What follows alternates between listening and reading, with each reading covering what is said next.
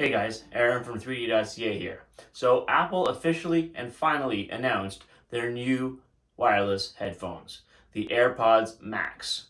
I'm not really a big fan of the name, but I don't really think that'll affect whether they sell or not.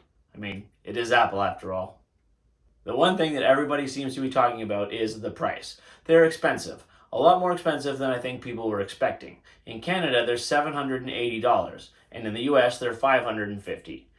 I just picked up the Sony 1000X Mark IVs a couple of weeks ago on sale for about $350, so that's less than half the price of the AirPods Max. And these are really good sounding headphones and have a lot of features. I don't know that the sound quality is going to be that much better on the AirPods Max, but I don't know yet because nobody that we know of has heard them. I do have to wonder who Apple is marketing these headphones to.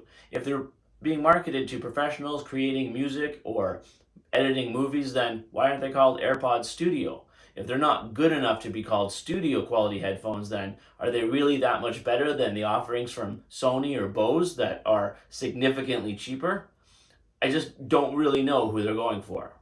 The AirPods Max do have some interesting technology packed into the headphones. In each ear, they have an H1 chip, they have gyroscopes, they have accelerometers, they have position sensors, optical sensors.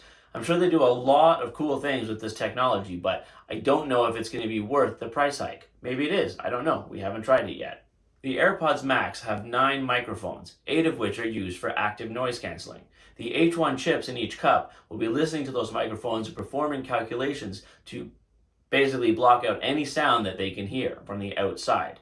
It also uses those to perform a kind of fine tuning to optimize the audio sound for your listening experience. Again, I haven't actually tried them, so I don't know how effective or good it is. But the HomePods sound really good, although they are, again, kind of expensive for what they do. One of the features that they're boasting about the AirPods Max is spatial audio, so that you can put your headphones on and turn your head like this, and the sound from your iPad still sounds like it's coming from over there. It does sound like kind of cool technology, but I don't really know that it's something that I want. If I wanted it to sound like it was coming from my iPad, I would use the iPad speakers. But I'm sure there's more to it than I can fully comprehend without actually trying it out. The one thing is, though, that only works on iPhones and iPads, and I mostly use my headphones with my Mac, and it doesn't support it on a Mac, so I don't know that I'll ever get any benefit out of it. One thing that AirPods have over pretty much every other Bluetooth headphone is the ability to quickly and easily switch between Apple devices. So if you have a lot of Apple devices, iPads, Macs, phones, you can very quickly take those headphones and switch them from one device to the other without disconnecting and reconnecting or unpairing and repairing, whatever you have to do. That is a really strong selling point, and is kind of cool to have that in very good sounding headphones as opposed to little earbuds that stick in your ear. So I would really like to have that feature, and it's probably something worth paying a little bit extra for. There's one thing that I'm rather confused about, and that's the smart case. The smart case, personally, I don't think it looks that good, but that's cosmetic or subjective. However, the smart case is said to put the headphones into an ultra low power state to preserve the battery. Can't you just turn them off? Looking through the documentation, I don't see any on-off button, so maybe you can turn them off. But wouldn't off be an even more ultra-low power saving technique? Seems kind of odd that without putting them in that funny-looking case, they would just sit on your desk draining power. I just don't understand. It seems really, really strange. Another feature I was expecting to see, but is definitely missing, is the ability to charge the AirPods Max wirelessly. I kind of expected that you could charge these wirelessly since there's MagSafe and all the other Apple devices lately coming out can charge wirelessly. There's even talk about the iPhones coming out next year, not even coming with a charge port. To charge the headphones, you actually have to plug in the included Lightning to USB-C connector.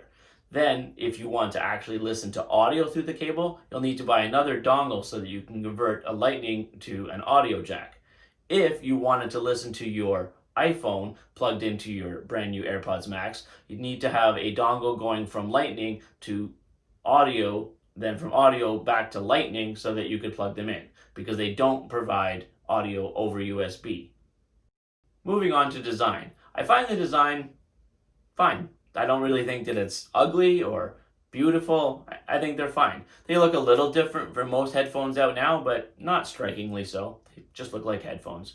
I do find it interesting that there are no glaringly obvious giant Apple logos on the side, which you'd kind of expect from Apple products, even if it was the same color as the rest. Speaking of color, these AirPods Max come in multiple colors. So you can get black, silver, red, blue, green, but they've gone back to their pastel colors, and the only ones I really think are attractive are the black ones. I'm still kind of disappointed about the blue of my iPhone 12 Pro Max, and I don't know why they didn't go with the blue of the Series 6 Apple Watch. That's a really good looking blue, and it's aluminum too, but it is what it is. The other thing that's really cool is that they've got different controls than what we're used to. So they actually come with a digital crown to adjust the volume. And I rather like the digital crown on my watch, so I think I would like it on the headphones. It would be cool to kind of tactilely change the volume. I do think it looks like it's in an awkward spot, but I mean, I'd have to try it to know for sure. If you really want a pair of AirPods Max, the shipping dates are definitely not soon. If you order them with engraving, you can get them in about 2 months. If you order them without being engraved, it looks like they're about 3 to 4 months. So if you really want them soon, I would say get them engraved with something. Maybe your name. However, if you really thought you were going to get these to give to somebody as a Christmas present, I don't think they're going to make it.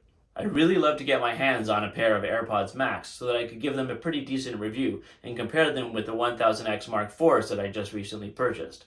Also, I'm going to be dropping an iPhone 10 versus iPhone 12 Pro Max video really soon. I'm just about wrapping it up. So if you want to check that out, subscribe and make sure you don't miss it.